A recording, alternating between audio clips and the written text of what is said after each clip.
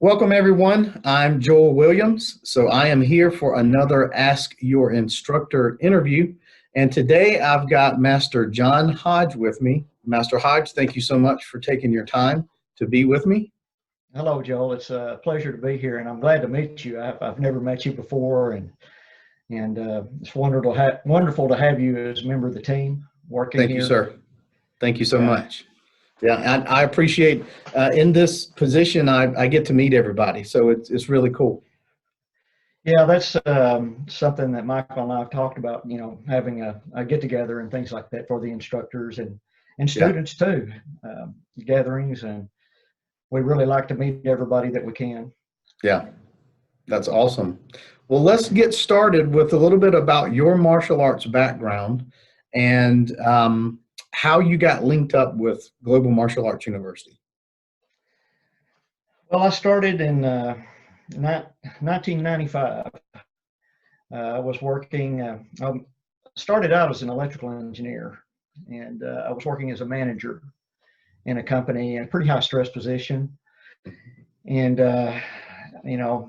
one thing led to another. I tried to seek consolation in an alcohol bottle and some other things that were really a bad path for me.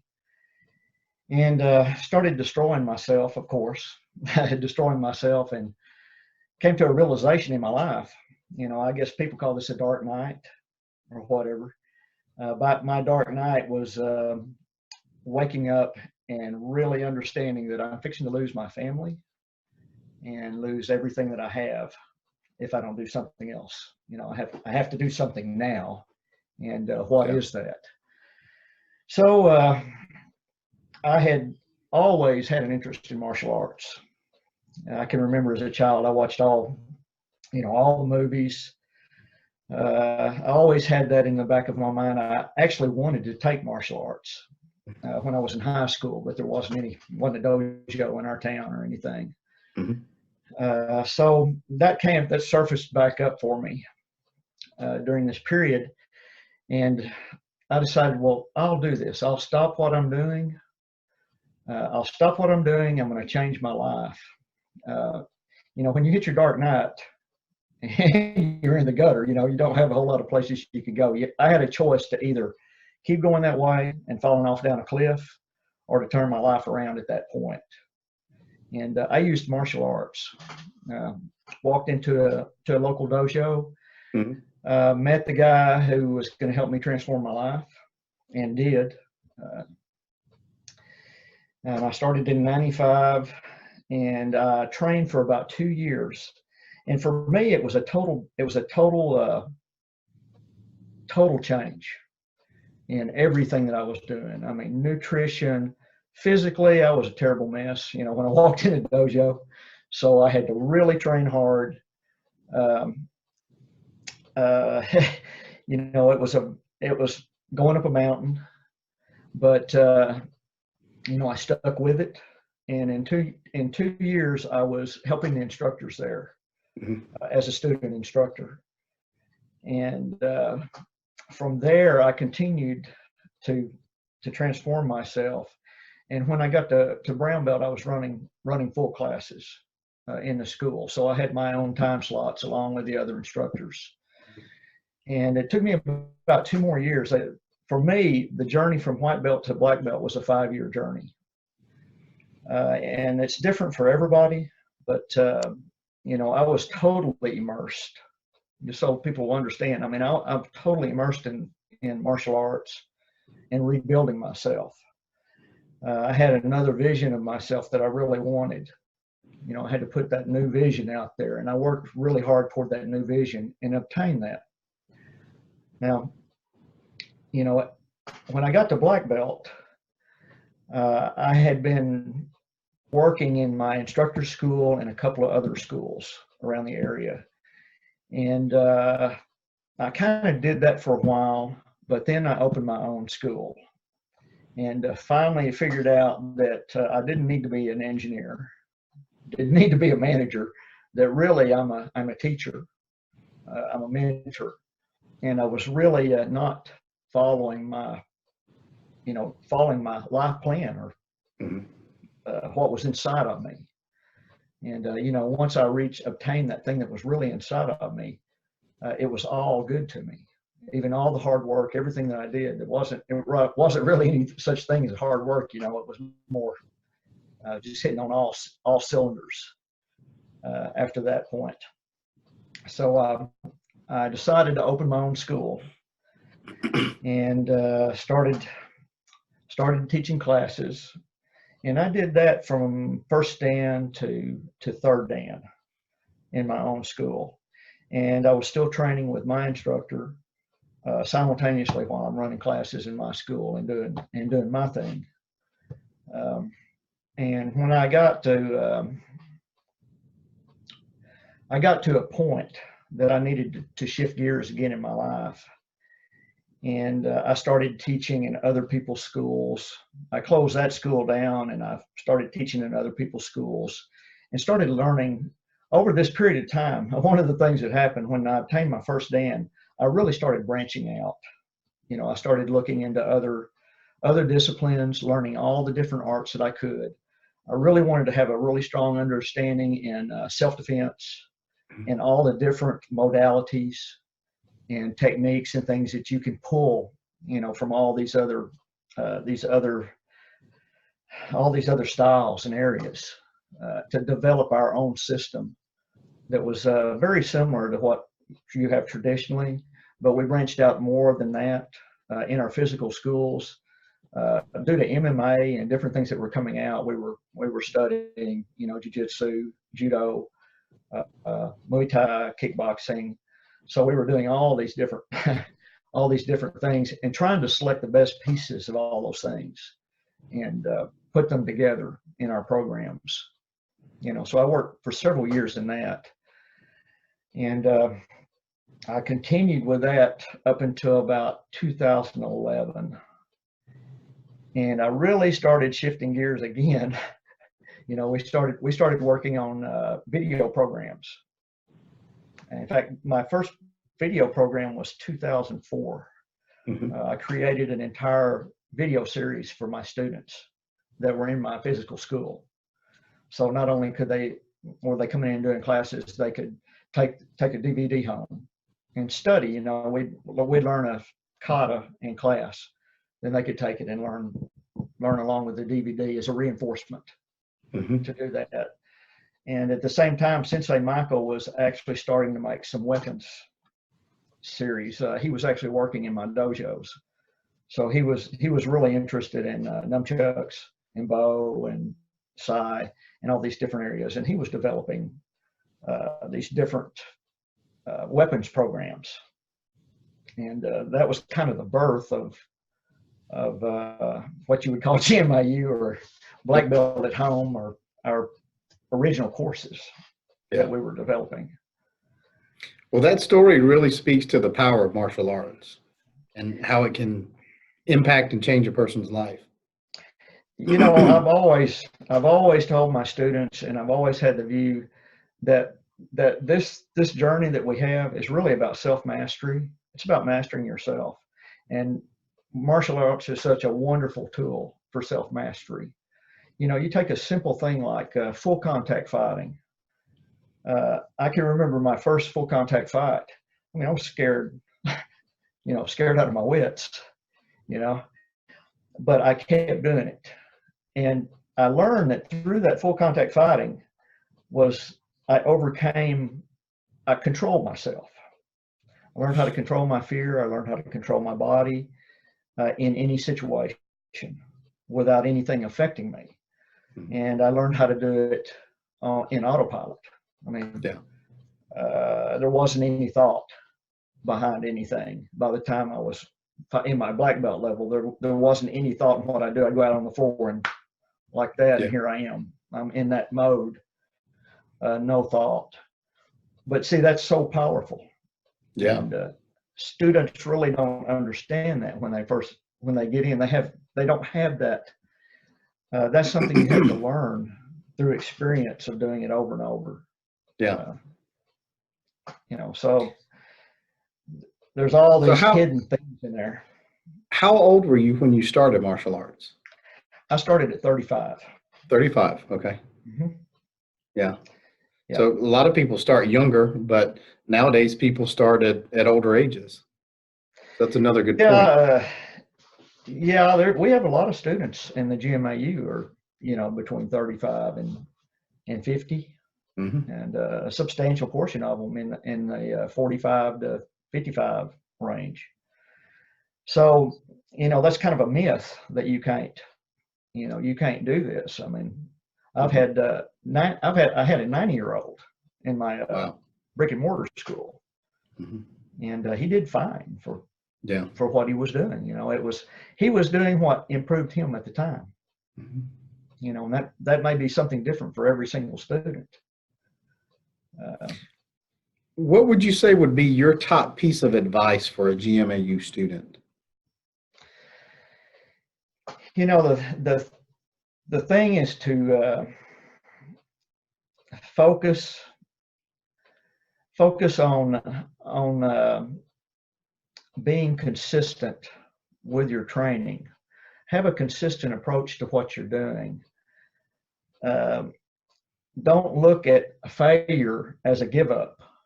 We all fail. We're going to fail as you move along. Look at all of this as a tool. Uh, my failure led me to bigger and greater things once I looked past it. Hmm. People only see that failure, and they feel the emotion of that failure, Yeah. and they let that emotion override them. And what we've learned how to do is override that emotion. That's like fear. I had to learn how to override that fear. Once I had it overridden, I could control it and do what I Yeah. wanted to with it. So they need to learn how to control themselves. They need to be consistent in what they're doing, and don't give up. If something seems a little bit too hard, put it down for a little while and then come back and work on it again. Yeah. Another big thing is to communicate. Communicate with your instructors. Ask questions. There's so many people that get in and we never hear from them, except they do a test and then you never hear from them in between. Or they have a test and they had a really tough test, and we give them some feedback for that test, and for whatever reason it overwhelmed them or did whatever. So the best thing is, if you have something like that and it just seems like the instructor's just overwhelming you with that, talk to your instructor, because your instructor will be happy to break that down for you, and put that into Yeah. smaller pieces for you. Yeah. Well, it sounds like there was a real evolution here, with you starting out with DVDs for your students to help reinforce their learning, all the way up to GMAU as it is online now. So, someone in your position, with this Shotokan program, what would you say is your vision of GMAU Shotokan for the future? The future is to have it more, we're looking at training rooms and that type of technology. That's going to be great for the entire student base of the GMAU. But what I really envision for us is to have a path for each and every student to develop themselves as an instructor, a leader, be you know be involved with this program in a greater way. We need to build that into our system where a student can come in and they really feel that part of, like they're in the community working with us, and that they can see that vision. We need to make it easier, and we're working on that, of course. But see that vision when they come in, and we're going to be working on things to put in place that will help them see the vision and keep moving toward that vision, and become something greater than than they envision, really. Yeah. I can think about myself. I had no clue, no idea I would be where I'm at right now. None. When I got my black belt, I cried. In fact, I cried several times after that. but it was such a transformation. And really, you have to create a new you. Yeah. It doesn't matter who it is. Yeah. Are there any things that you would want to share about yourself, maybe outside of martial arts, hobbies, interest, an interesting story about yourself? Well, I have done a lot over the years. I've been an entrepreneur for a long time, so I've had lots of different businesses. I'm a musician. I've owned several bands, and have played for many years, and I've had some interesting experiences with that. You know, music is a creative endeavor, so you know that was a creative outlet for me, and still is. I still play and really enjoy it. Something else that I do, I'm an energy healer. I do energy work. I'm also a master instructor in Tai Chi and Qigong. I'm a Reiki master, and I teach Qigong and Falun Dafa and several, you know, just lots of modalities. And I still teach 4 classes a week in those modalities, doing health and well-being and healing, teaching healing classes. Yeah. So you're doing that in a brick and mortar studio? Yes. Yeah. And, so what kind of music do you play? I started out playing rock. Started playing when I was 11. Yeah. Playing rock and roll. And then later on, I just kind of played in jazz in college. And then I moved into just different genres through the years. And then back in the 2000s, the bands that I had were corporate bands. So we would go out and play whatever they wanted. So we actually had a set list where you could pick and choose, you know, country, rock, jazz, blues, yeah. that type of thing. And now I'm primarily country and a little bit of rock. So I'm assuming I can see a guitar in the background. I'm assuming you play guitar. Yes, guitar, bass. You know, I do backing tracks for myself, so I sound like a full band when I play stuff like that. So you do some vocals too? Yes, I sing and play. So awesome. Yeah. Yeah. But that's my outlet, and the other is my service, you know, and also the martial arts is my service. I mean, there's, you know, those are the things that I like to do. Yeah. I like to teach karate. I like to teach Tai Chi. I mean, all of those things are things that's me. You know what I mean? So, you know, that's what I encourage people to do is, one, be yourself. You know, don't lie to yourself. For me, engineering, I learned a lot from it, and a part of me needed that, but that really wasn't me. That I was kind of living a lie. You know, that's why I was so unhappy. That's why I was in an alcohol bottle. Yeah. You know, so came out of that and do what makes you happy. And, you know, you create a path. Yeah. Is there anything that you would like to add before we wrap up here today? Any other final thoughts? My final thoughts would be to, once again, to open up. Don't close yourself off from things. Be open. You know, look at everything. Look across at the grand scheme of everything that's happened, and don't put a label on it. You know, don't categorize it. Sit for what it is. And you know, if you do that and stay open to things, life is not so hard. And have joy and gratitude in your life for everything that you do. Yeah. Yeah. Well, that's a very positive note to end on. So with that, sir, thank you again for your time today, Master Hodge. It's been a pleasure to speak with you. And I would encourage folks who are watching this to remember that in the comments, we're asking you to not only give us feedback about these interviews, but to make sure that you include questions that you want us to ask each of the instructors as we go through this series. So Master Hodge, thank you again for your time, and I look forward to connecting with you again soon. Thank you, Joe. I appreciate it.